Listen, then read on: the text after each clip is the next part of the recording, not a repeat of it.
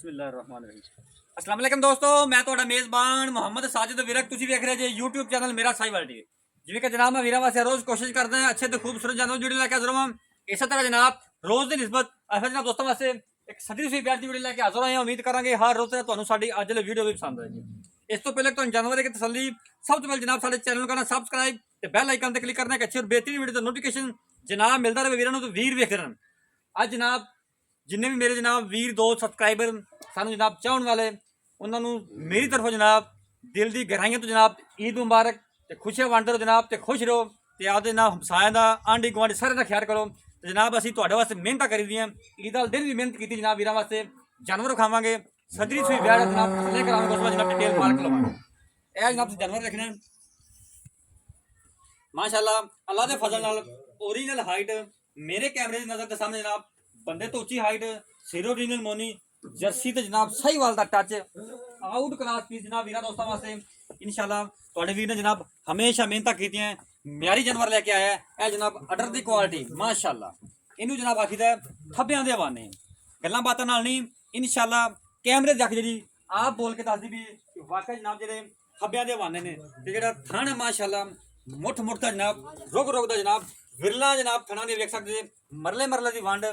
VAT दी जनाब बाकी चला फरा के जनाब तुहानू चेक करावांगे जेड़ा फुल व्यू जेड़ा मेरे कैमरे दे सामने बॉडी स्ट्रक्चर देखना मेरे वीर दोस्तों ने उठे खुडे हर को जनाब कैमरे दे सामने कोई चीज भी तुहाडे तो ओझल नहीं है माशाअल्लाह। हाइट मेरी वीर दोस्तों ने देखनी जनाब बंदे तो ऊंची हाइट जनाब पता छड्डी यार तोरी तोरी तो खोल किन्ने खोल रही है। हाँ हाँ हाँ एक मिनट मैं वीडियो बना दूँ वीडियो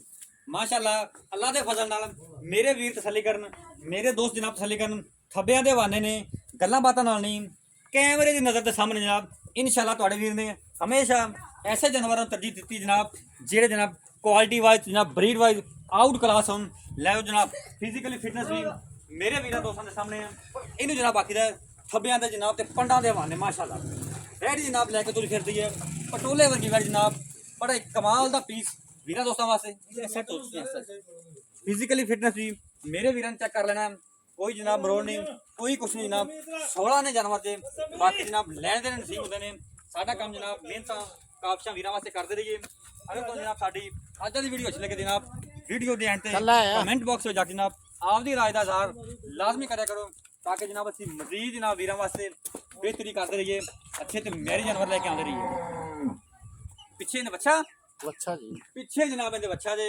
देर पै गई कोई नहीं आ लमकन दी नहीं पई जे अद्धी चोई की ना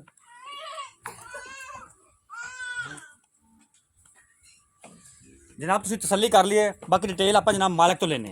अपनी कैमरा फड़ आओ सर